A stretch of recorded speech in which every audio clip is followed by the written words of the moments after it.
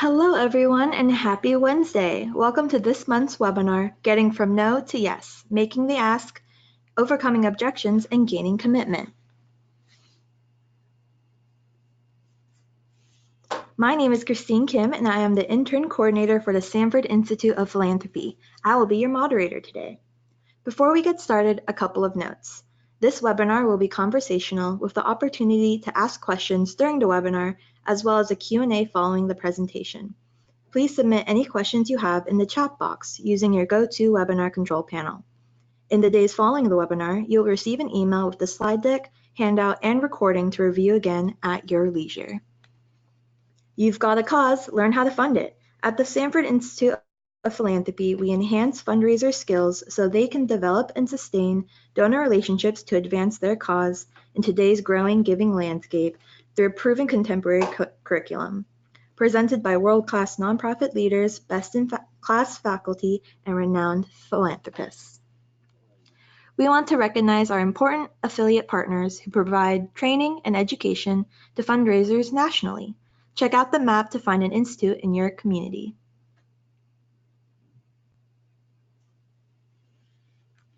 If you're on social media, please give us a shout out using the hashtag #SIPWebinar and tag us.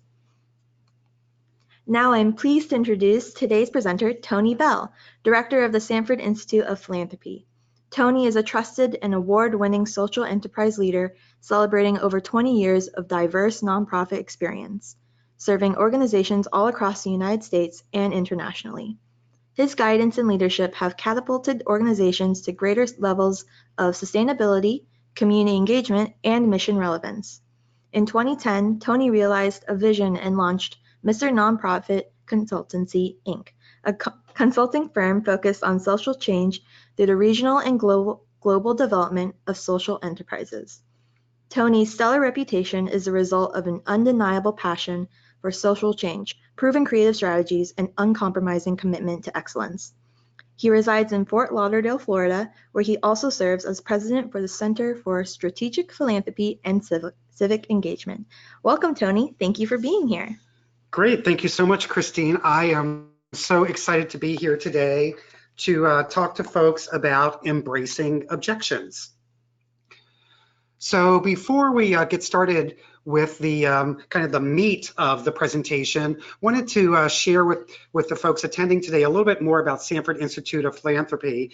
And with this slide specifically, our donor, our angel donor, Mr. T. Denny Sanford. So Sanford Institute of Philanthropy and all of the Sanford programs at National University System exist because of the generosity of this gentleman right here. And really his motto of wanting to inspire before he expires. So that's certainly something that we live by here at Sanford Programs and certainly at Sanford Institute of Philanthropy. And it's due to Denny's generosity that we're able to offer these programs and webinar opportunities at no cost to communities across the country. Sanford Institute of Philanthropy, again, it's all about the cause selling cycle. We have 3 different phases of the cause selling cycle. So phase 1, phase 2, phase 3. It's an 8-step cycle altogether within those 3 different phases. So the cause selling cycle is all about individual relationships with donors. Part of the reason why we have this program underneath the umbrella of Sanford Programs really has a lot to do with some of the personal experiences that Mr. Sanford has had as a philanthropist. So really just kind of looking at some of the experiences he had that didn't go so well, and some of the experiences that went really well. So he felt like there was a real need for there to be this very specific professional development curriculum for the nonprofit sector, specifically geared towards emerging fundraisers. So why does cause selling, or how does cause selling differ from traditional fundraising? And why do we believe so much in cause selling? Well, this infographic does a really great job of demonstrating to us the differences between traditional fundraising and the cause selling philosophy. So I can tell you in the early part of my career as a fundraiser, I was very much in the traditional fundraising mode, right? Where I would go to a networking event and I'd have 100 cards in my hand. And pretty much anybody that would talk to me, I'd be like, we're doing great work. Want to make a donation? We're doing great work. Want to make a donation? We're changing the world. Want to make a donation? And just asking as many people as possible or that I could get in front of to please, support our cause. Not knowing anything about them, not knowing what their passion points are, not knowing even what their capacity to give might be. But again, we're doing great work. Want to give me money? We're doing great work. Want to give me money? So really just asking as many people as possible. So I was very much, again, looking at the traditional model, very much 40% of my time, if not more, was spent on trying to close a hard close and just trying to gain commitment from folks that I really didn't know anything about. And that was just, again, me being a novice to the space and not really understanding, the best way to do this, nor 20 years ago were there really great resources like Sanford Institute of Philanthropy and many other great resources that are available across the country. So with the cost selling model and that strategy, you're spending 10% of your time making the ask. And part of the reason why you're only spending 10% of the time is because you're asking the right people. Because you have done your prospecting, you've done your research, you've done your pre-approach, you have coordinated and put together your presentation based on all of that information and fact finding that you've done. So that again, by the time you come to make the presentation and make the ask, you are better poised to get a positive response from that potential donor. So that's definitely why you see that tremendous difference in the time spent, right? We're definitely more successful when we invest the bulk of our time up front in prospecting and approaching potential donors. The other thing that I wanted to talk about just a little bit in this slide is the terminology that we use for cause selling. So we know at Sanford Institute of Philanthropy and proudly know that cause selling is a bit disruptive in the nonprofit space because as fundraisers and development professionals, sometimes we can struggle with the images that the word selling can conjure up in not only the heads of potential donors, but in our own heads as well. So I challenge everyone to rethink the term selling as it relates to fundraising in the nonprofit sector. So, basically you have kind of two different ways to look at selling. There's the monetary exchange for, I sure am hungry and I could use that double cheeseburger. Here's my $5 for that double cheeseburger, right? Or I need a new vehicle, so I'm going to lease or buy a vehicle and here's that exchange, right? For me to get the vehicle. Versus the concept of selling where you're selling an idea, a concept, a solution. And that's really the definition of selling that we use in all of our curriculum and why we call it cause selling, right?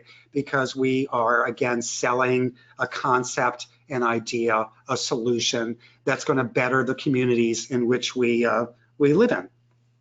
So I just wanted to take a little time to talk about that. So again, looking at our cause selling cycle, like I had mentioned, there are 3 phases, and within those 3 phases, 8 very specific steps. So today's webinar is all about step 6, which is handling objections. So I want our attendees to keep in mind as we go through this presentation that at this point in the cause selling cycle, at step 6, you have already done these first 5 steps. You've done your prospecting, you've done your pre-approach, you've done your approach, because again, very rarely are you making that ask at your first meeting, right? So prospecting pre-approach, you've done your approach, you've done your need discovery, which is that time period where you're really understanding what the motivations are of your potential donor, what excites them, conversely, what turns them off. So you are armed with all of that information as you move into step 5 to create your presentation. And then, here we are in step 6, you're doing your presentation and you are embracing and welcoming their objections. So I thought it was really important to take time to further explain that, so that throughout this webinar and this conversation that we're going to have today about handling objections, this is not a scenario where you are sitting in front of someone trying to handle and embrace objections from someone that you know nothing about, right? So by the time you get here, there should be some warm relationship with the potential donor, and you already, again, have some understanding of what excites them and what their potential capacity is to give, and if their passion is aligned with your mission, and also if their ethics are aligned with the ethics of your organization. I don't want to leave out that critical component as well, right? Because as much as we need donors and we need their support of our organization so that we can deliver on our promise to our communities, our ethics need to be aligned with those donors as well. So again, just wanting to make sure that everybody understands today's session and how it fits within the 8 steps of the cause selling cycle. One of the things that I also love about Sanford Institute of Philanthropy's cause selling cycle are opportunities like today to present a step within the cycle as a standalone. So in our more robust kind of offerings through our fundraising academies, where we kind of do this through the chronology of the steps so that they're building upon each other. What I love about our curriculum is you can pull out these different steps and they're valuable as standalone workshops and presentations. So I think I've talked enough about that. So we're going to launch a poll because it would be really interesting to hear from our participants today about what is your comfort level with handling objections. So 1 being the lowest, 2, 3, 4, and 5. So again, just to get a sense from our attendees, their comfort level with handling objections. So a poll is going to launch on your screen. Please select your response. We will review the results shortly after we close the quiz.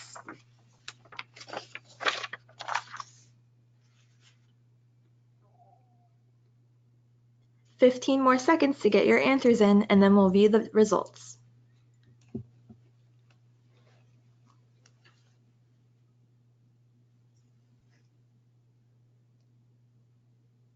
Okay, so let's take a look at the results. Let's see. Tony, can you see results? Yes, I can. So let's see.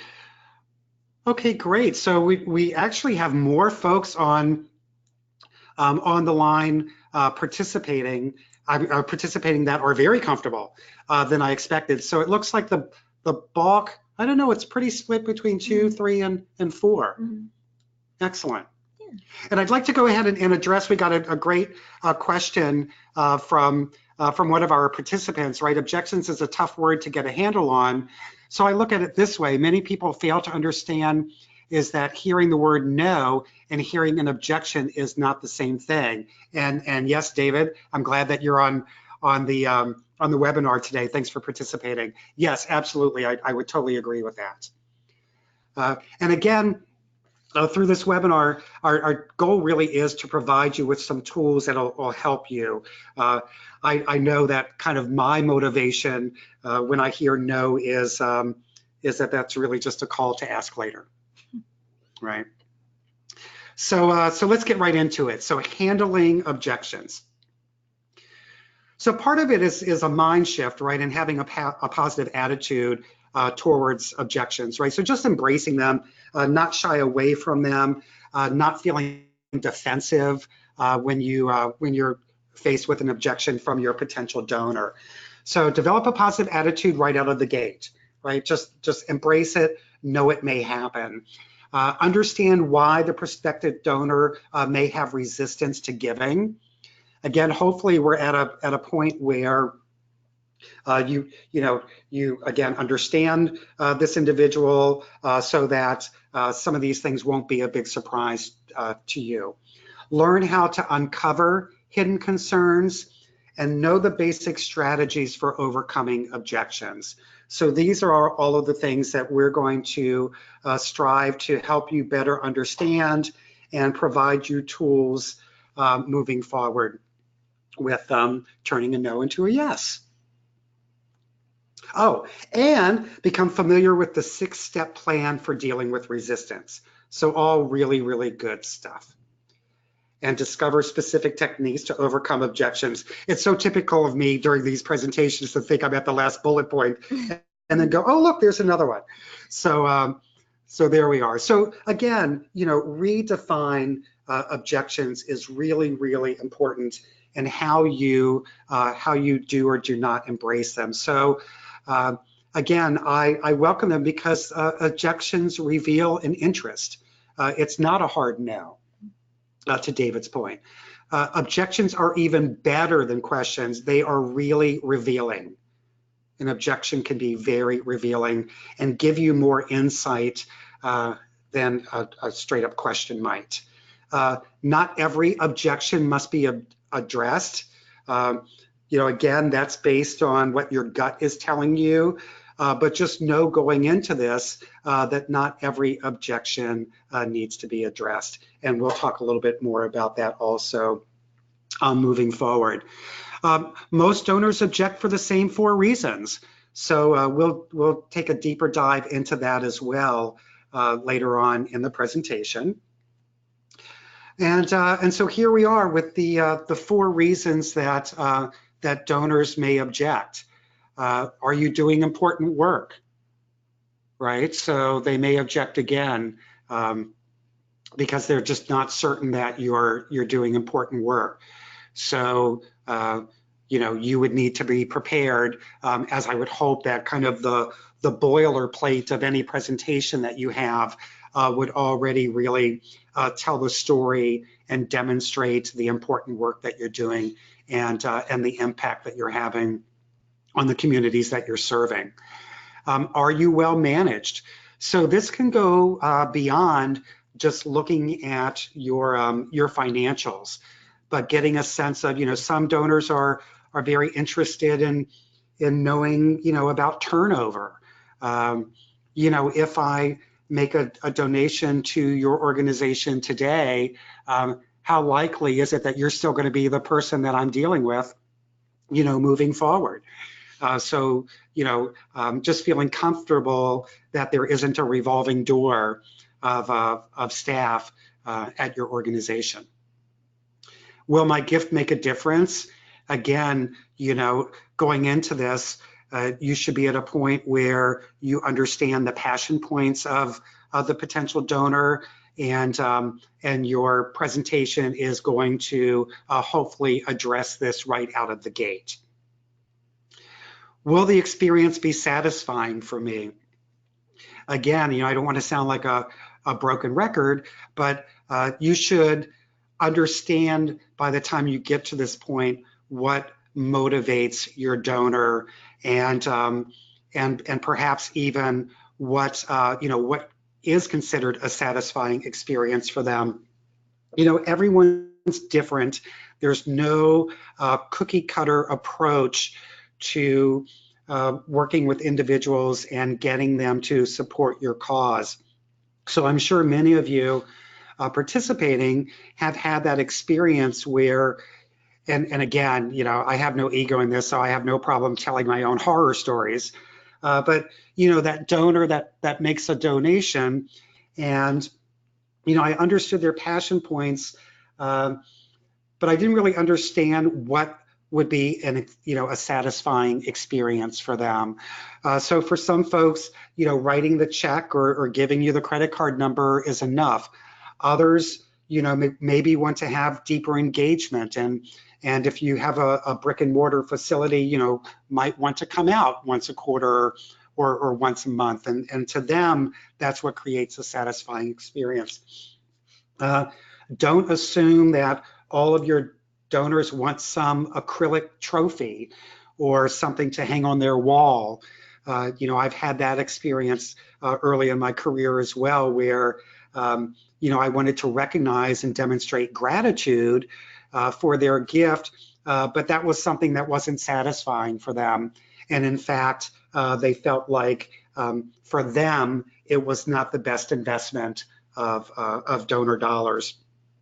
Where I definitely know conversely, you have donors that want their name on everything and want the whole world to know that they've given. And we certainly have no problem with that either.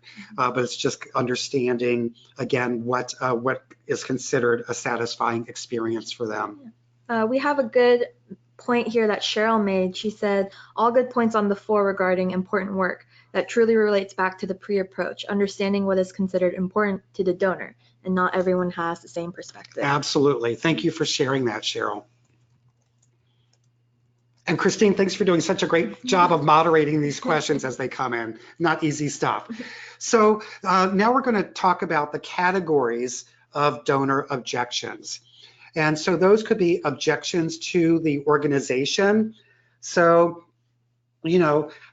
things may happen between the time that you've kind of done your pre-approach and all of that, and everything looks really good. And then maybe something breaks in the news about your organization.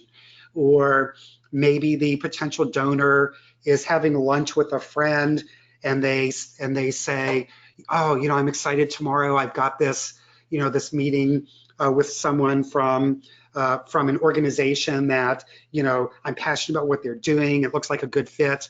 And the person having lunch with them is like, oh yeah, I've heard about them too. And they do great work. But, there's also this other organization in town that does similar work. So, you might want to check them out because I hear that they do a much better job of minimizing their operational costs, right? So there may be some objection to the organization going into it.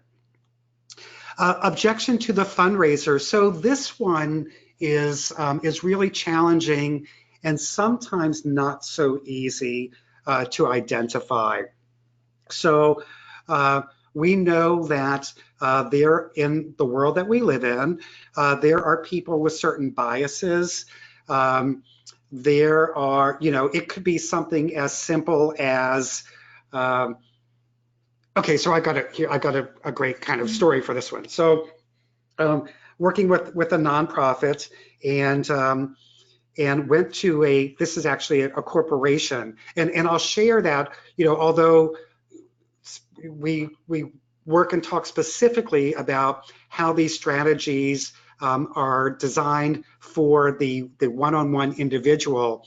These strategies also work if you're, trying to get in the door with a corporation for a sponsorship or some pro bono service, right? You still want to do all of these steps because you're still selling your cause to them. So in this scenario, I was doing a golf tournament, and I wanted in South Florida, we have no shortage of golf carts, right? And plenty of companies now that are kind of doing these pimp my ride golf carts, right? Where they're these totally tricked out golf carts that are very cool. So my goal was to reach out to one of these companies and get them to donate one of these really cool pimped out, and maybe that's not the terminology I should use, but just these really, these just high-end golf carts, right? To get them to donate one for the golf tournament that then in the morning I could do a raffle, and whichever foursome won the raffle now had this really cool, very slick golf cart to use for the, for the tournament. So I walked into this golf cart company, in my blue suit, my tie, the shiny shoes, all of that kind of stuff. Walked in, no one in this company was really wearing anything more than a tank top and shorts and flip-flops, right? So I already walked in looking like an outsider. And just looking like somebody that they didn't necessarily want to do business with. So that's just kind of, one of my examples of objections to the fundraiser. I was the fundraiser coming in, and my takeaway, and this was my assumption, because again, it was kind of hidden. The assumption to me, after kind of looking at why that didn't go so well, was that again, I didn't look like I fit with anyone there. Sometimes, we'll run into folks, potential donors that have an aversion just to decision making, right? They're constantly on the fence, not necessarily with you, but with everything in their life.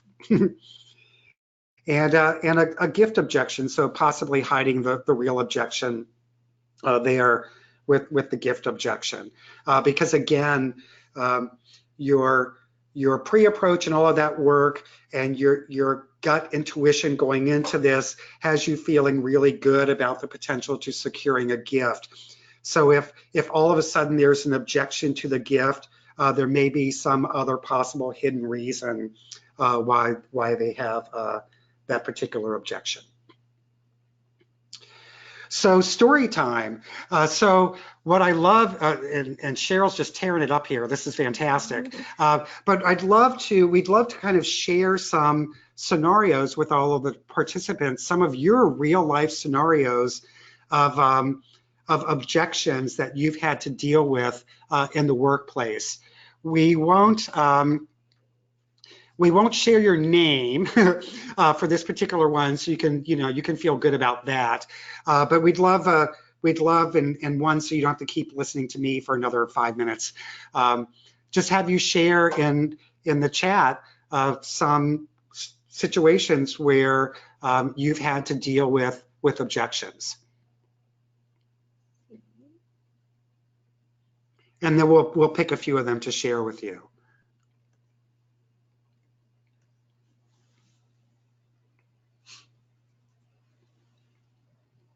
See here. So we had another great comment about making sure to consider everything and every action you do dependent on the recipient and the donor beyond traditional offerings and things that can be mentioned, especially even in this webinar.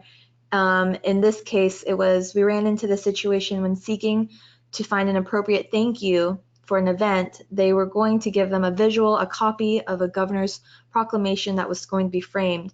And it might be great for those who don't have a visual impairment, but for others with a visual disability, it may not be a good fit. So it's seeking diverse alternatives and making sure that you're always fitting what your actions towards that specific donor. That's a great story. Let's see. We have another one.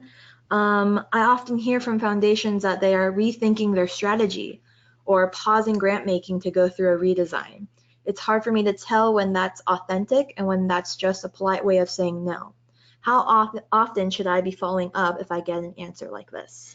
Yeah, so typically, I mean, in my experience, and I've had that same thing happen, where the foundation says, well, we're again rethinking our strategy, reevaluating how we're investing our donor dollars.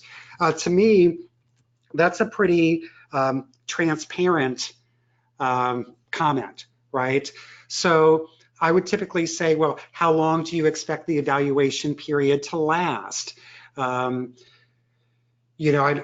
sure your board is going through this exercise of kind of re-examining your priorities.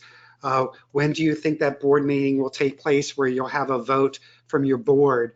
So really encouraging them to give you some timeline. And I'm never afraid to, if they say, well, I'm not really sure, then I say, okay, well, I'll follow up with you, in 60 days to see if a decision has been made, and just, and take ownership of that. Most foundations, again, from my own personal experience, want organizations to know when they've opened up funding opportunities. So I'll often just kind of continue, and this is very 101, but I just, will continue to monitor their websites to see if there's any breaking news. So we have another question and scenario. There was resistance of a donor who's given multiple times to allow using his name. Anonymity is humble and admirable, but keeps us from being able to capitalize on his name and get further donations from others. How do you overcome the objection to public recognition? I guess in terms of using that as a means and being able to give them recognition publicly for their multiple donations. Resistance of donor to allow us to use his influential name. Anonymity is humble and admirable, but keeps us from being able to capitalize on his name and get fundraisers for others. How do you overcome the objection to public? So one is you have to embrace that and respect that. Again, I've kind of been in this long enough to where I have all kinds of horror stories. That, I mean, hopefully more success stories, but plenty of horror stories too, where I had the opportunity to bring in $1 million gift from a donor who wanted anonymity. I, of course, still had to share with, the executive level of our board the name of the individual. At some point, someone's going to process the check or transfer the the gift, and someone in my executive board shared that information with someone outside of the board who also knew this potential donor. So that organization lost $1 million gift because they did not appreciate and adhere to the donor's request for anonymity. In other scenarios, I've been very honest, because you have to be, right? In the nonprofit sector, honesty and transparency, integrity and ethics are so very important. But sharing with a potential donor, I can't say the name, but we do have an anonymous donor who has been so gracious to us over the last 3 years, so much so that their cumulative giving over the last 3 years has been X number of dollars. So even though I can't share their name with you because we respect our donors' wishes, when it comes to anonymity, I just want you to know that we do have those kind of individuals that are supporting our organization ongoing and at levels very similar to what I'm hoping that you will support for us today. And then we'll end. So I hope that helps. Yes, I think so. And we'll end with one last scenario. Thank you everyone who's asking questions. You can keep asking questions and we'll make sure to address them at the very end. This person said that when they're responding to an objection, a donor responded that they had committed to a different, unrelated type of charitable endeavor to support. So the donor was committed to education and not environment preservation. So that was the objection. So the donor responds that it has committed to a different, unrelated type of charitable endeavor. Okay, so in that scenario, it sounds like, and Joanne, correct me if I'm wrong, it sounds like during this ask that you're learning that the donor has maybe just shifted their focus, or somebody else, that somebody else presented to them something that more aligns with their true passion for giving. Now, I think what's great in this particular scenario is that, depending on your organization, pretty much every cause has some type of, I'm making sure that I'm looking, some type of educational component to it, right? So your environmental preservation mission may include advocacy, right? So educating people on how to be self-advocates for their passion for environmental preservation. So thinking about, again, if the donor says, well, I want to support this educational thing, then thinking very quickly, because we all know that in this job we have to pivot and pivot hard sometimes, that you pivot by saying, oh, that's great. We certainly support educational endeavors as well, because in fact, part of our programming has this educational component. So in our scenario, not only can we meet your passion for environmental protection, but we can also meet your passion for education. And this is how we do that. So hopefully that's helpful. The whole point of this was for me to not have to talk so much, but you ought to listen to me anyway. So, so the 6-step plan to answer objections. So let's take a look at this. And I'm trying to be mindful of our time. So I think we're doing good. So number 1, right, hear out the donor. I'm going to say it again. Number 1, hear out the donor. Listen carefully and hear the prospect out. Learning to listen is not difficult, just unusual. I love this so much. We were born with 2 ears and 1 tongue. Listen twice as much as you talk. So again, in our excitement for the meeting, in our effort to address an objection, in an effort to really sell why what we do is so important, sometimes we don't really hear what the donor is saying, or we're just so quick to want to respond sometimes before they even finish the objection. So again, just being in that place of Zen throughout the whole process will help you, I think, in being a better listener. And by doing so, really, the donor will tell you all that you need to know by having really great listening skills. So again, just listen, and don't be afraid to have those moments of silence once the donor is done, as you think about what was said and start to craft your response. And we'll talk a little bit more about that too in a couple of slides. Pardon me, I knew that was going to happen. It's that time of year, and anyway, fighting a little cold. So confirm your understanding of the objection. The key is to clarify and classify the objection. We're going to talk about classifications in a little bit. What type of objection is it, and into what category does it fall? So again, just confirm your understanding of the objection. Acknowledge the donor's point of view. Prepare the prospect for your answer. Just don't tear into your answer. Donors must have their reasons for the objection. So show concern for their feelings. Practice empathy.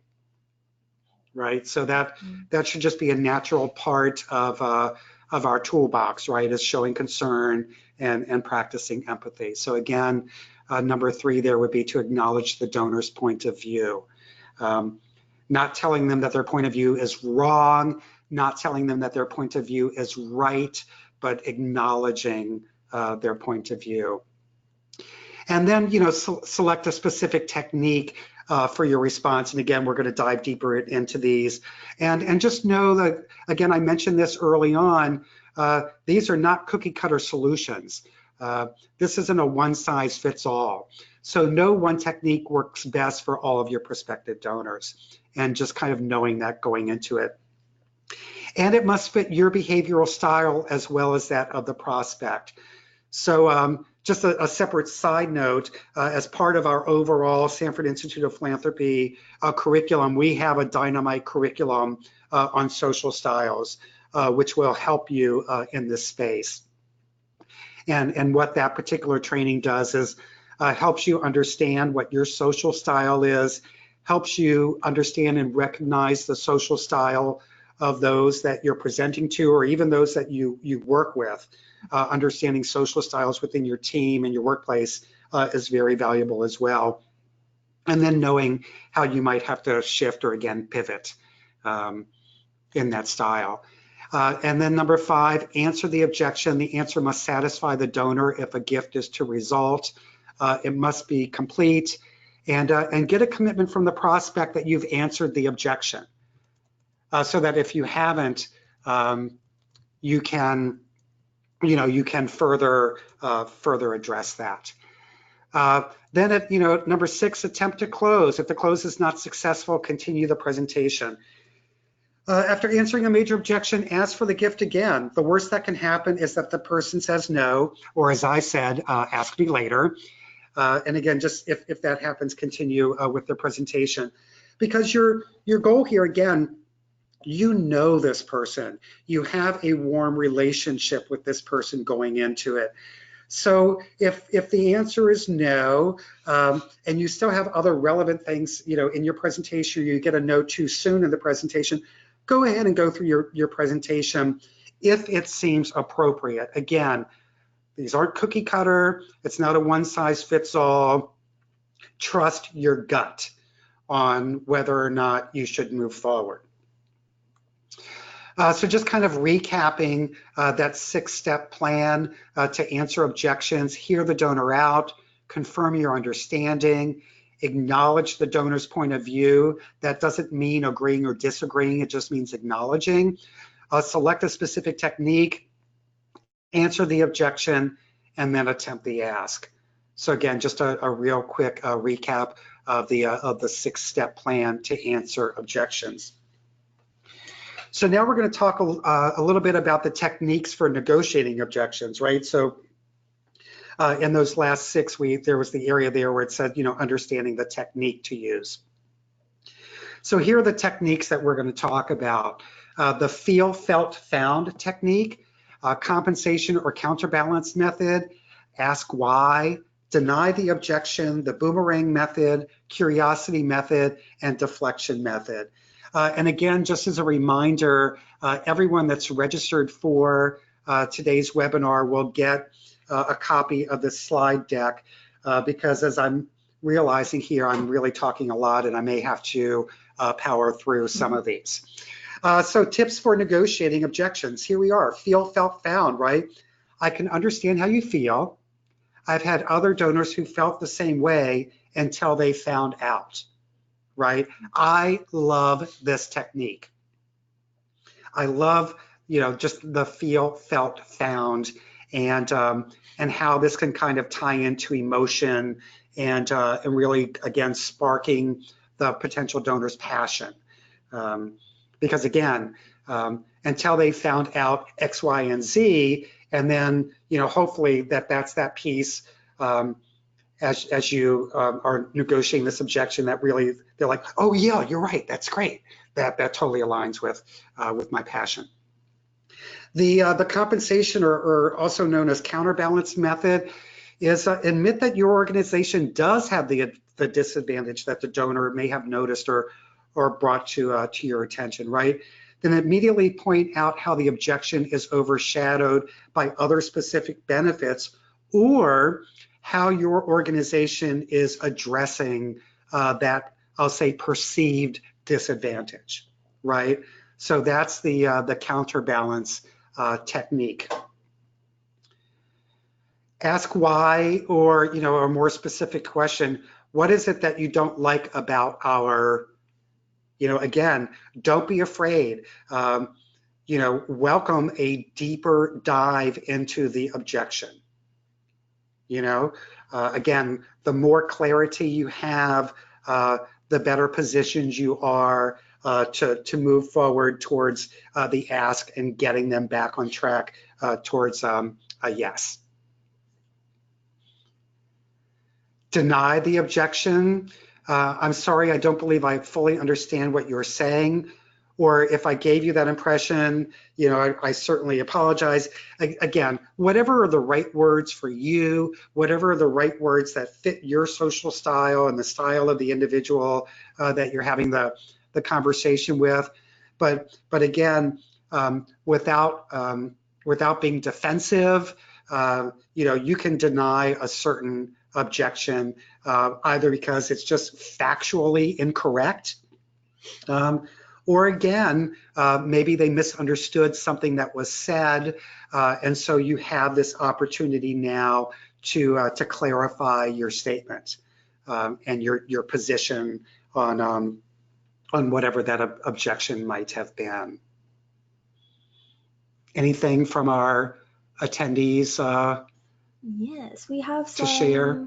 Asking, like, how do you handle an objection that is a stall? Sometimes you hear often, I want to think it over, and they don't mean that necessarily, and are probably ready to say yes in that moment. How do you get past the stall? Yeah, so the stall. here, I want to think it over. Mm-hmm. So, so I typically try and steer that towards what I know about them through, again, the prospecting and the research. I might say something like, during earlier conversations that we had, you had mentioned that one of the things that you really loved about the women's shelter that we have is the level of security that's provided to the people that we serve, and the level of anonymity that they're able to have while they're going through their programs. And a gift from you and your commitment is really going to be able to help us continue to make sure that our security efforts are the best that they can possibly be, and that our processes for intake and the training for our team ensures the level of anonymity and confidentiality that the women that we serve need. So that's one way that I try to handle a stall, is to remind them of some of the things that they may have said in earlier conversations that might get them to say, yeah, you're right, that I am passionate about those things. You guys are doing that. So why would I hesitate? In other scenarios, again, part of this is reading body language. I might just accept the stall. I may ask very specifically, I'm sensing a hesitation. Is this financially not the right time to be making this ask? Should we reconvene towards the end of the year? You know what I mean? Or when your fiscal year starts. So again, no cookie cutter answer, but trusting your gut and relying on all of the pre-work that you've done. So I hope that helps. Where was I here? Right, deny the objection, great. The boomerang method, so I don't need to kind of, read this to everybody, but just kind of, throwing it out there and having it kind of, come back to them. So in this, in this scenario, their hesitation may be that you're a new organization, you're a startup. So although your programs look really amazing, you really don't have yet the proven outcomes that you're aspiring to have for the community that you're serving. So throwing it back at them and saying, you're right, we are new. We are venturing out to meet this need in our community. And in this scenario, in fact, that's what a lot of people love about what we're doing, is that before we started our organization, or before we launched this new program, we did a needs assessment in our community, and we recognized where there were gaps in services. And that's why we decided to start this new program, because out of all of the great organizations that are serving this community, because we never want to belittle or speak poorly of other organizations, right? We've recognized this opportunity to close the gap for folks in our community. So kind of using that strategy, the boomerang method. And the curiosity method. So, don't be surprised to act surprised. Like, really? I was wondering why that is. And again, this may be something where, using that earlier scenario where they had lunch with somebody, and now the potential donor may say, well, I was talking to my good friend at lunch yesterday, and they think this organization, is better than yours, and this is where I should be investing my time, talent, and treasure. And you could be like, oh, really? Well, I wonder why that is. I'm familiar with that organization, because we need to know what the competition looks like in our market, right? And we need to know who else is serving in the same space. I wonder why that is, because we both serve the same organization. We have similar missions, but we do have a little bit of a different approach, and this is how ours is different. So the curiosity method.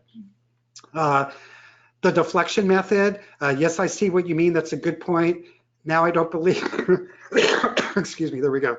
Now I don't believe we've discussed, blah, blah, blah, and move on to the next question.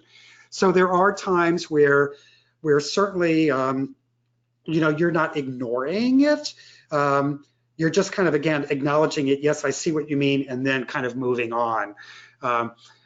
It may be, for some, it may be something super uncomfortable. I can't think of a specific example right now, but there may be those times where, again, you're just acknowledging that there was an objection, but you feel like, or you may feel like it's going to get addressed later on.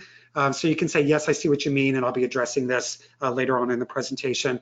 Similarly to what I said, through some of the slides that we'll talk more deeply about that, moving forward in the presentation. So let's bring this all together. We have defined objections. We have talked about the reasons why donors make objections. We've talked about the types of objections, the categories of donor objections, when to answer objections, and techniques for negotiating objections. So again, that is step 6 of our 8-step cause selling cycle, right? And just to again, to another recap or reiteration, is that resistance happens, right? So just embrace it, know it. Know the real objection, ask questions, take a deeper dive, don't be afraid of the truth. How to address the objection to the favor of the donor, very important. Know if there are situations beyond your control and accept them. And again, be realistic about them and be honest about them. In some scenarios, there are things that are just out of your control because you don't make those decisions for your organization. And when you go for the ask, it should be a natural progression.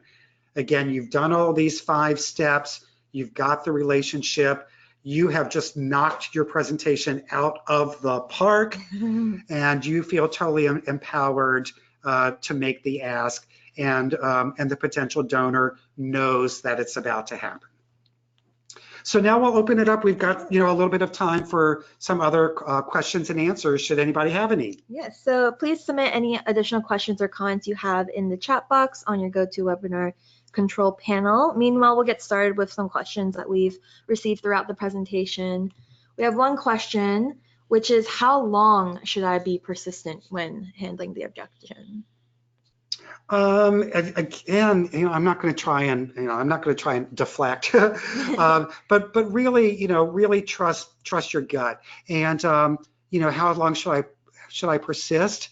I think when you have responded to the objection, there's nothing wrong with asking the question. Does that answer your question?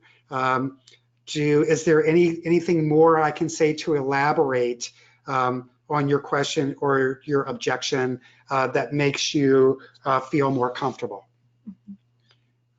We have a question that they realize that this presentation is on handling objections later on in the cause selling cycle, but how would you respond to objections early on in the attempt to create the relationship?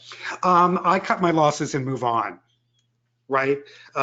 There are plenty of, fish in the sea, so to speak, right? So, and that's why you invest so much time in your research and your pre-approach, so that you already know if the passions are aligned. And if they say no to a meeting, there are other tools that we have in the pre-approach where, we have, the name just escaped me. It's got to be this medication I'm taking.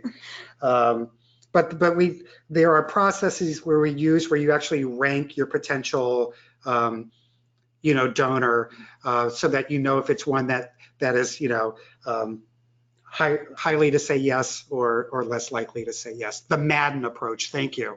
The Madden document that we offer will help you kind of through that. It helps you assess your potential donors and help you identify which ones are the ones that are really your priorities in terms of getting in front of.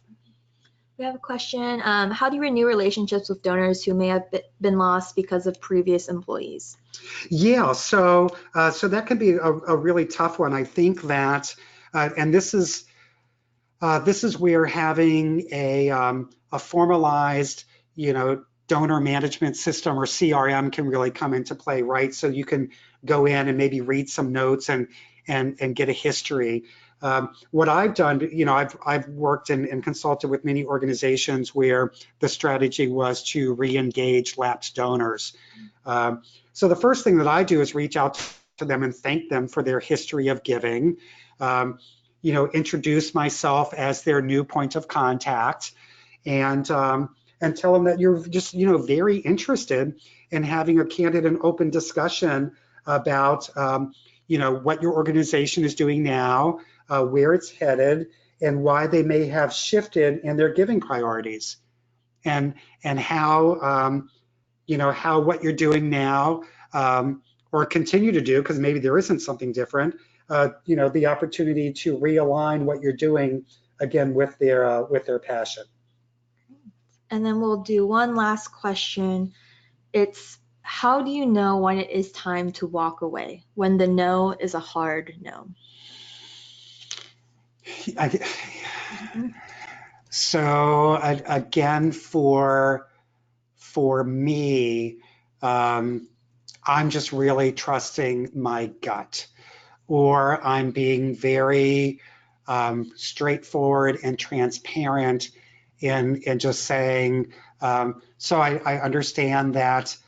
So what I'm hearing from you is that right now is not a good time for you to support our organization. I really felt like coming into this that your passion was very aligned with our organization, and now what I'm sensing is not so much, because of your reluctance to make a gift. Should I come back to you in 3 months, 6 months, a year to revisit this, or should I just move on and thank you for either your past support, or thank you for your philanthropy in other areas in our community, because I know that you support other organizations, and I'm just really grateful for your participation in philanthropy. Works for me. Well, thank you, Tony, and thank you everyone for participating in our Q&A and your incredible questions. Reminder that you will receive this slide deck and any handouts in a follow-up email, including a recording of this webinar. For those of you, if we didn't answer your question, here is Tony's contact information. If you would like to follow up, again, we'll be sending all of this information to you in a follow-up email in the next few days. Tony, one last thing. What is the most important takeaway for our webinar participants to walk away with? I just think that the most important, well, it's hard for me to narrow it down to just one, right? But definitely invest your time in your pre-approach so you understand folks' passions before you get in front of them with your presentation, and trust your gut. Really, just trust what your gut is telling you. It's served me well anyway. So, and before Christine wraps it up, again, so much respect and passion for the nonprofit sector, so much respect for all of the great work that all of you are doing out there. And, we just really couldn't imagine a world without you. So thank you for the contributions and the difference that you're making in your community. Thank you so much, Tony. And yes, thank you everyone who is participating today. So, have we left you wanting more? The second edition of The Cause Selling, a guide to relationship-driven fundraising, is available on Amazon and Kindle. You can go to causeselling.org to snag a free first chapter today. And you can check out our newest webinar series, Fundraising for Academic Leaders with Kathy Drucker-Duff. Learn how to uncover powerful champions for your program. Your biggest supports have far more to offer than a one-time donation. The second webinar of the series, Building Program Champions in Higher Education, will be held on February 27th. Register today. Thank you to our audience for your time and participation again.